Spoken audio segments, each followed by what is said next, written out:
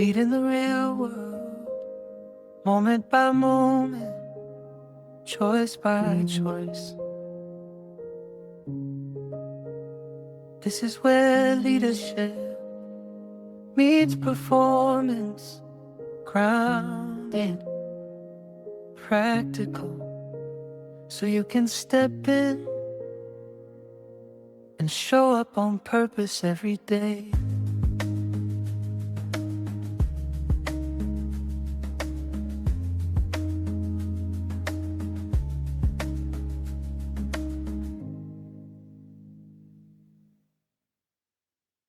I'm Kent Vaughn. I'm Sam Bracken. And I'm Rick Timlick. Hey, we're so excited to have you with us here with Clear Performance Coaching, where we are every day helping leaders become excellent coaches who create exceptional or extraordinary results. That's the whole end in mind. Coaching's great, but if it's not helping you get better results, what's the point? So we're very excited to talk to you about our topic today. It's the fourth topic in our Clear Performance Coaching cards, the fourth category, and that is coachabilities. Coachability, because frankly, not everybody's coachable. In fact, Sam, the very first point is something you say all the time, and that is only coach the coachable, right? If you want to guarantee a life of misery and frustration, try to coach somebody who's not open to coaching. I like to say, if you know everything, you can't learn anything. You know, it's like when you're using a sports analogy, there's the truly greatest players of all time had natural ability, grit, and tenacity, but they also were constantly improving. They were coachable, and your talent only takes you so far. And if you don't understand that, you're going to hit walls, and you're not going to make the progress you can make in your life, in your career. I agree. The only thing I'd add is, coachability starts with a desire. You actually have to have a desire to want to get better. You have to have the humility to say, there's opportunity for growth. You've got to be able to be held accountable. And really, this is the part that always captures me. You have to have a willingness to learn. I can't tell you how many people I've coached late in their career that just are stuck saying, I've learned all that I can, and I'm not willing to learn more. Well, I know that coaching engagement is going to be difficult. Yeah, they get all stodgy and stuck, right? Yeah. And they just think they know better. And I'm like, well, you know what? What if you're wrong? What if you're wrong? What if you think you had it all figured out and you're wrong? The interesting thing is most people underestimate is the world is changing rapidly around us. And if you're not constantly learning and adjusting and being flexible, you can't take advantage of the dynamic factors and forces in the marketplace today. And even in your own personal life, your life is changing. It's dramatic. Yeah. The funny part, like the three of us were athletes in our younger lives, and I don't think that we would say coachability is about raw talent. It's about being receptive to that feedback, receptive to being open. Some of the most talented people I've seen in different sports endeavors, they plateau because they thought, I'm going to defend my current identity instead of adapting. Right. Or they give up, Rick. They give up. So they're quiet quitters like we talked about last time. They've reached a level of satisfaction. They give up and they just stay and they don't grind. They don't continue to grind on learning and adjusting and getting new behaviors. This is a long race. This race doesn't end. Your life is a lifelong pursuit. And when you give up on getting better, you lose the edge. You lose the edge in your life. What do you think, Ken? Years ago, there was a figure skater who had won silver in the two previous Olympics. And about 2 months before the next Olympics, where she was fully expected to win gold, she fired her coach. I don't remember why she fired her coach, but she fired her coach. And she hired her dad, which is kind of interesting because he had not been an Olympic level figure skater, but she hired him. And about 2 weeks before the Olympics, she fired him. And so she went to the Olympics without a coach and was just totally dissatisfied with the coaches. And as you would guess, she didn't end on the medal stand. She didn't get bronze, silver, or gold, even though she was fully expected to win gold. This is the prime example of if you think you know it all, if you think you have all the answers, you're not going to be open. You're not going to be listening. You're not going to be caring and curious. And you are going to top out far sooner than you probably should have. You could be the smartest guy in the room to a certain point, But even then, I work with a lot of great leaders who've been the smartest guy in the room since they were 12, right? And they've never been challenged. But even then, they reach the limit of their progress. And if you got one person thinking to solve a problem that's really bright, that's awesome. But if you got two and three and four trying to say, if you got two and three and four people trying to solve the same problem, you're typically going to do better because you'll have four or five energy sources trying to direct themselves at solving the problem. It's going to be the, what do we call it? It's not the law of diminishing returns. It's the law of exceptional returns. When you get a really bunch of smart people around one problem trying to fix it with their different perspectives and their different ways of thinking, the likelihood of you achieving a better result is far greater. And people lose that because of pride and ego. One of the biggest obstacles and barriers of having the desire to get better or being coachable is huge pride and ego. They enter the room. You can always tell when the pride and ego enters the room before the person. The pomp and circumstance. I am here. I'm gifting you with my presence. And, oh, I am myself. They talk about themselves in third person. Right. They talk about themselves in third person. Well, the Sam coach, he's incredible. And he does this and that. And I'm always on guard for stuff like that. Totally. Well said. I love what you said about gaining the benefit of all the intellect in the room. My youngest son, he finished a degree in mechanical engineering at a great university, full ride, finished the top of his class, and he went to work for a huge tech company. And he was talking about he now finally was somewhere where he felt like everyone was as smart or smarter than he was. I said, I'm really glad that you're there. And I said, here's the thing you need to remember. Even if you are the smartest guy in the room, let's say that you have 10 other people in the room, and let's say they're only 90% as smart as you. And you tout your wisdom and your knowledge, et cetera, you're going to lose some of that 90% from each person. Maybe they get down to 40 or 50% of their willingness to share. And think about what you could add. You could add 10 people at 900 basis points of intellect, let's say, at 90%, versus one person at 100. And you get a lot more with 900 basis points of intellect than you do with 100 basis points of intellect, and a lot of different perspectives, which is exactly what you said. And I think he was really surprised that I told him that. It's like, hey, you got to remember, even if you are smart, and we've all worked for one or two of those guys that thought they were the smartest guy in the room, and maybe they were, but they cut out everybody else. And everybody else finally said, hey, we're just going to do what you want to do, whatever. We're tired of arguing about it. We're tired of bringing up ideas. And you go, what? Yeah, but... So you just check out. And that's exactly what happens if we're coaching someone or trying to coach someone who's not willing to listen, or if we're the coach who has all the answers versus what coaching is really about is getting the answers out of them. This isn't mentoring where you say, oh, I've done this and this, and you should do that as well. This is completely about them and getting it out of them. Yeah, it's funny you say that. I know there's an old quote or expression that says, if you're the smartest guy in the room, you're in the wrong room. Yeah. The only thing I'd add to that is you're in the wrong room for growth, right? It doesn't mean you're around the wrong people, but if you want to grow, if you want to be challenged, you want to really drive towards something beyond what you've already accomplished, you've got to be going into other rooms that have really smart people in it. Yeah. And let's not mistake this for if you're in charge and you have a hard decision to make and you're surrounded by people that, are telling you, are giving you examples on how you should move forward.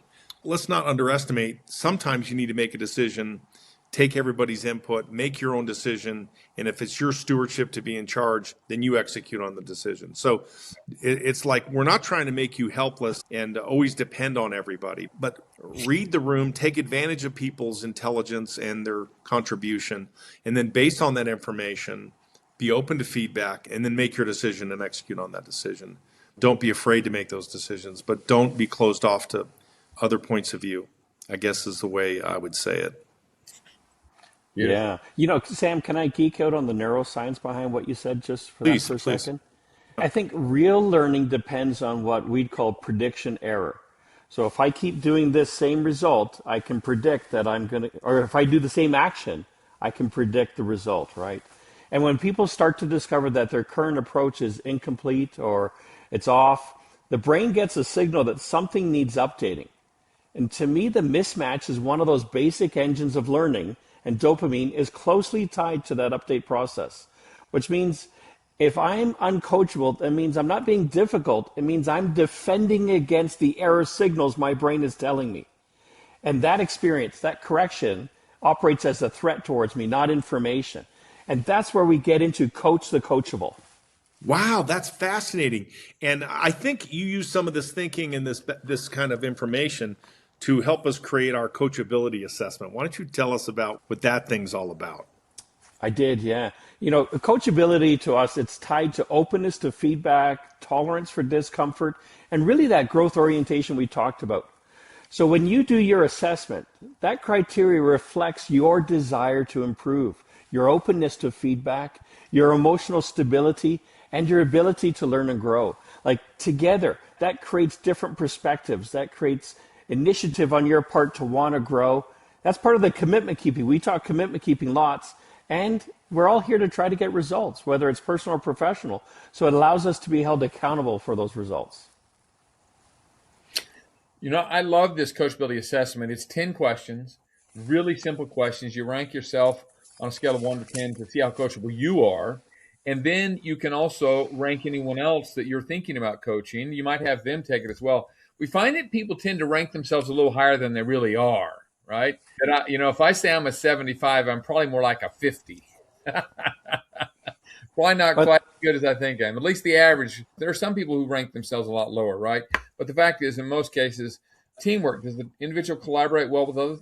That's the last question. Do you collaborate well with others? Such great, intuitive, easy questions that we include in these cards that you can use again and again to rate yourself and also others that you coach.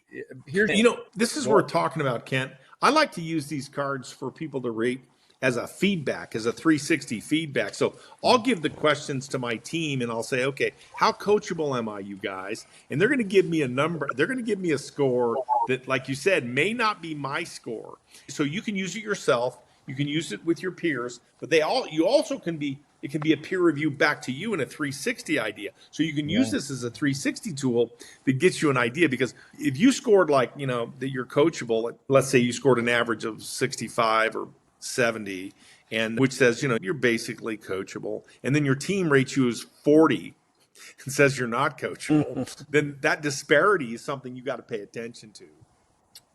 Well, I'll take it a step further, because here's what we do is, I'll take the first question, that desire to improve. To your point, Sam, if I said, I really want to improve and I'm probably an 8 or 9, and those people that really know me say, yeah, but Rick, you actually also like comfort. So I wonder, maybe you might be a 5 or 6. Now, the richness comes in understanding that gap. So my first approach is thank them for the feedback. Now, you didn't say it was a 0, so there's some things that I'm doing right. Tell me about that. And then I say, okay, now you didn't say it was a 10, so I have some opportunity to grow. What do you see that I could grow in? Yeah. And that combination. You resist the urge to defend yourself. It's feedback. Yep. Don't defend yourself. Just accept it. Let it pass through you. Consider what they're saying. Understand what they're saying. It reminds me of a time I didn't do this well, right? So years ago, I had a boss who said, yeah, you're going to get promoted probably pretty soon to do da-da-da-da, right? And really to move in his role, and he was going to move to another role. And I kept waiting and waiting and waiting. And after several years, it had not happened. And finally, we were at an event, and that evening I said to my boss, hey, let me talk to you for a few minutes. And I said, obviously I'm missing something here because that hasn't happened. What's going on? I mean, what am I missing?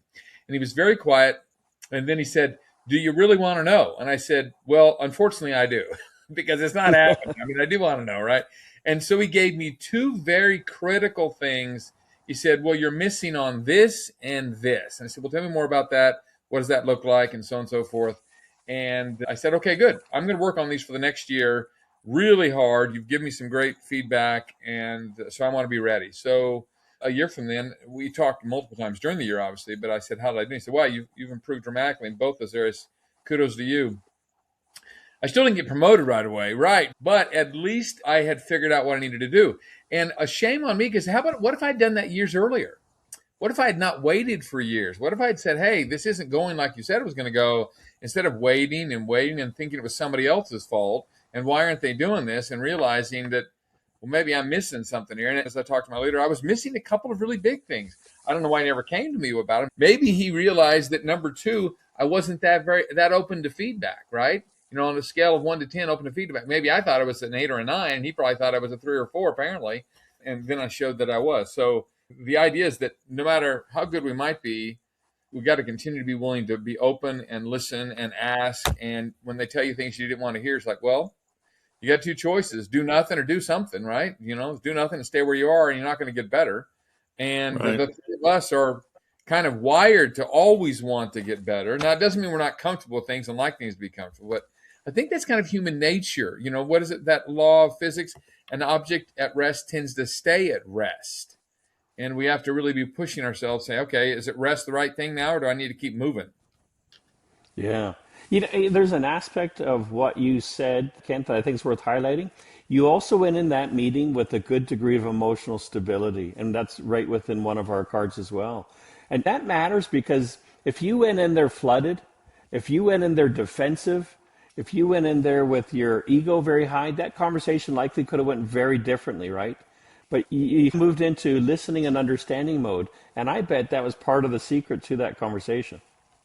Yeah, it's part of our learning journey to be assessing our own selves and look for feedback. I mean, it's one thing for for us to give people feedback, but it's another thing for you to initiate, hey, how can I get better?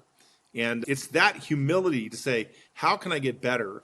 And then to grade yourself and have others grade you, that makes a big difference. I oftentimes with leaders, when we're talking about their talent pool and their leadership bench strength, I say, if you were to grade them on results, on potential, on people skills, on emotional intelligence, on their ability to regulate and inspire others, like what would you collectively give them as a grade? And you would not believe the scores that come through. If you just put it through a filter, if you just put these things through a filter and you assess it, you think you have really solid leaders, and then you realize that, well, I got 40% of them are average to poor. And then I want exceptional results. I got to help these guys get better. So it really helps us as we do that. It's interesting you talk about humility. Sometimes we choose humility, and sometimes humility is thrust upon us, right? So true. My example, it was thrust upon me, right? I chose it only because it wasn't obviously working what I was doing.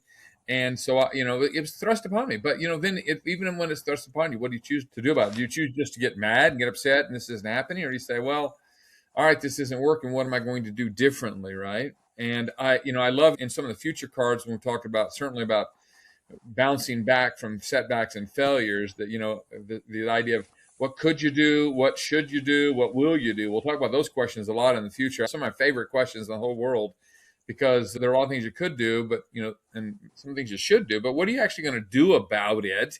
Which to me, that's the wonderful thing about this assessment. Help people start with folks that are open and willing to coach. You can't coach everyone on your team all at the same time. You don't have time. And you can't coach them the same way either, Kent, because they're different. That. It's like you can't parent your children the same way because you're different and they're different. As you age and as you make progress, you have to. It's almost like just in time. The idea of just in time, quality.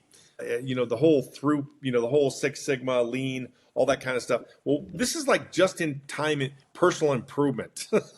You gotta understand what's going on in the circumstance with each individual, and they're all different. So we might need to pivot with some people to help them become their best self. And being a good coach helps you do that. And I like to start that kind of concept when I'm coaching someone with a clear agenda. When you sit down with someone and you say, okay, we're going to start a coaching relationship. You're coachable. You have the desire. We've established that they have a desire. You have the desire to get better and to be coached. Then we say, okay, what do we want out of coaching? What's our agenda? And before every coaching session, it's really important to set a specific, clear agenda. And my advice here is not to have a long, elaborate, detail-filled agenda. We're talking 3 or 4 points, and they're clear and they're concise, and you move on. And then the next time you visit, you revisit that agenda. And then as you make progress over time, you may adjust the agenda. But if you don't set the agenda, it becomes random rabbit hole diving. You just dive into all these rabbit holes and all these challenges without a structure or a framework, and it can be challenging, way past your ability to handle it too. So it's just something to Yeah. consider. And we all have maybe different versions, but they're all similar to those three questions. For me, it's usually, what did you expect to happen over the past couple of weeks? What actually happened? And then what did you learn and what do you want to commit to? Yeah. I always love to have some probing questions. Hey, how'd it go? What'd you learn? Whatever. And after I spend time really diving in, listening with all my senses to try to understand what they're telling me and what they're experiencing, my favorite question is, what are you going to do about it? So what are you going to do about it? So based on that learning, that success or failure, based on whatever you're sharing with me, what action will you take moving forward? Or what commitment will you make? Yep. Yep. Hugely. How much do you guys think trust and kind of connection to the individual plays into your coaching engagements? You want to answer that, Ken? I can answer it if you want. I mean, it doesn't matter. Go ahead. Go ahead, please, Sam. Trust is absolutely critical. Without trust, you can't coach anybody. Trust is, and this is why we say connection. Like you need to care about someone, you need to be curious, and you need to be connected. You can't be connected to someone if they don't trust you.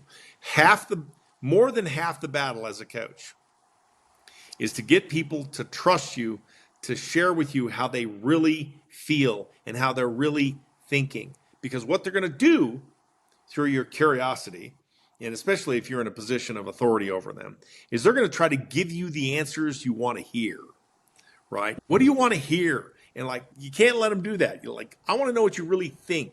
I really want to know what you really feel. And you start with feelings. You really want to know how they feel, because if you understand how they feel, it naturally can progress to understanding their thinking behind their feeling. And that's really an important critical step for us to gain trust.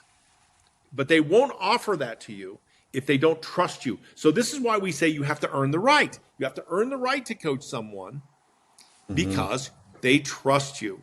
And that gate of trust, really is opened by the door of understanding. We can't emphasize enough to all of the listeners here, all the people that are trying to be great coaches, your first and best tool is to listen, to understand.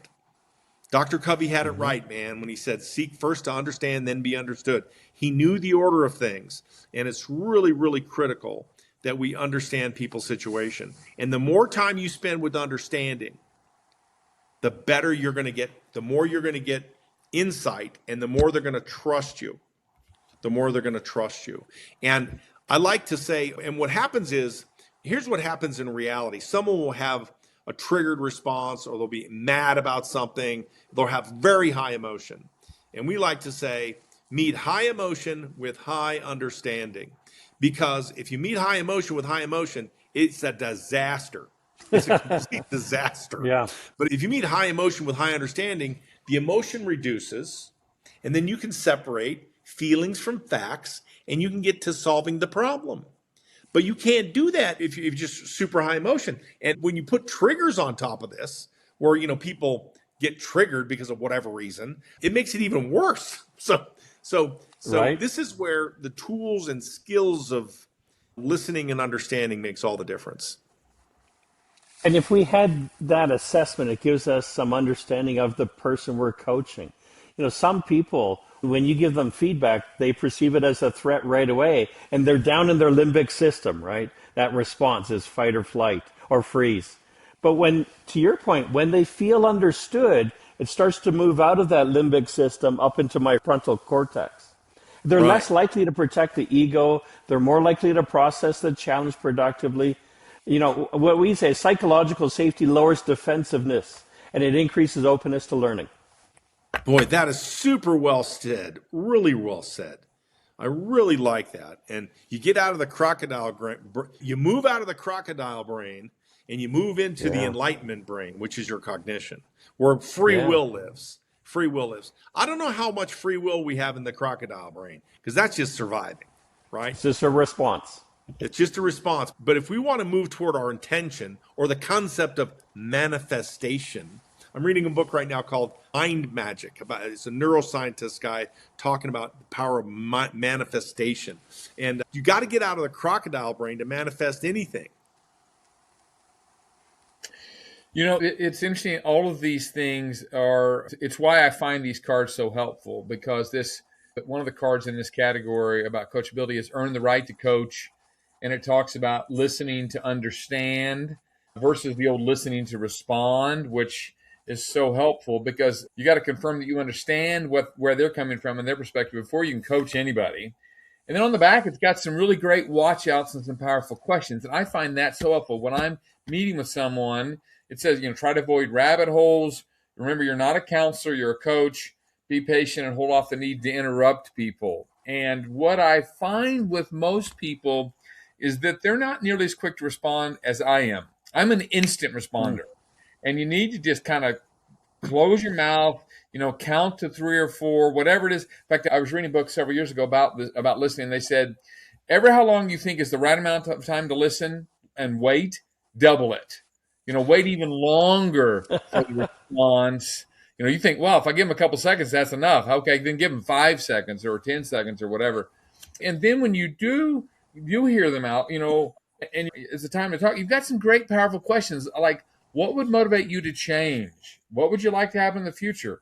What's keeping you from fulfilling your dreams? You don't have to use all those, but now you've got to, at least after you've let them talk and they've shared about their concerns, now you've got something to actually say that's not just your own, something you got to come up with. And we've set you up with some powerful questions and, of course, a QR code with a 90-second video to watch. Every single card has got one of these on there. It's got these questions and watch outs, and it's got the videos, which I find very helpful. In fact, sometimes I just show the video to people. I was with a group last week, and I had them all watch the video. And then we talked about it. It's the videos, they all have Sam on there. They're great videos, just short and to the point. And people are like, oh, okay. So it's not just me talking as well. They're hearing from somebody else. I highly recommend this simple format to help you be a more effective coach. Yeah. I will say it's a little awkward when I'm coaching people and I show a video of myself. Well, I had some good ideas I put down on the video. Let me share with you. That's funny. Yeah. Sometimes what I do, Kent, is I'll actually hold up the earn the right to coach as my humility indicator.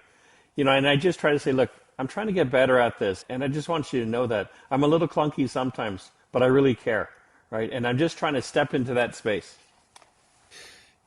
As we come to the conclusion of this podcast, I think the thing that's really important to understand for all of our listeners is that you don't have to be perfect to be a coach, right? But you do need to be open to be a coach. You need to be coachable yourself.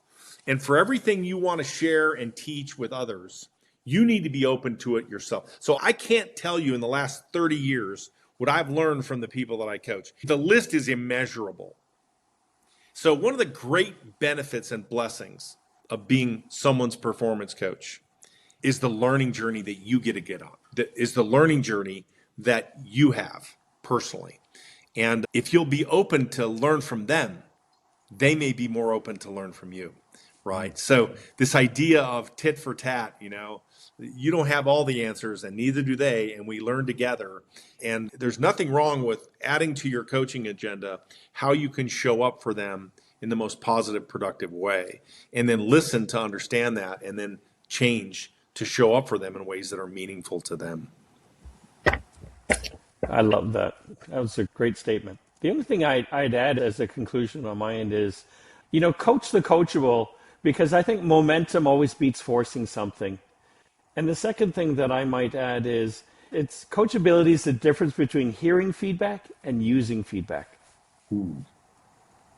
I love that. I love that. There's so much truth to that. Yeah, the simple idea is this. You help one or two people get better and other people notice, right? And then you end up having some organic growth. And people say, well, what are you doing? And they want some help, right? So don't try to coach everybody all at once. And certainly don't coach everybody the same. And as you pick one or two people specifically that you want to work with, that you think are coachable, and sit down with them and put together a plan, it's amazing what you'll see happen. And frankly, the old story about rising tides lift all boats is so true. Yeah. Other people see them getting better and they're thinking, wow, I can do that. I can get better. And you just create this positive spiral up, this momentum up, which just helps everybody want to get better. Or sometimes what we see is people leave. They opt out. They say, well, that's just too much work. I don't want to do that either. And you know what? If it's not the right place for them, that's not all bad either, right? So That's okay. well, we want to thank you for being with us during this episode of the Clear Performance Coaching Podcast. We hope you'll join us next time we talk about how to coach and that coaching category with 6 cards about actually how do you do coaching. And then we'll build to improving performance and bouncing back from setbacks and failures. So thank you so much. Hope you have a wonderful day. We really appreciate you being with us. Thank you. And one ad, maybe we'll put the coachability assessment in the show notes and invite the audience listeners to fill it out and see what they think. That's a great idea. I love that. Thanks, Rick. That's a great idea. Thanks for right, being everybody. with us today. Yeah. Thank you. Bye. Okay.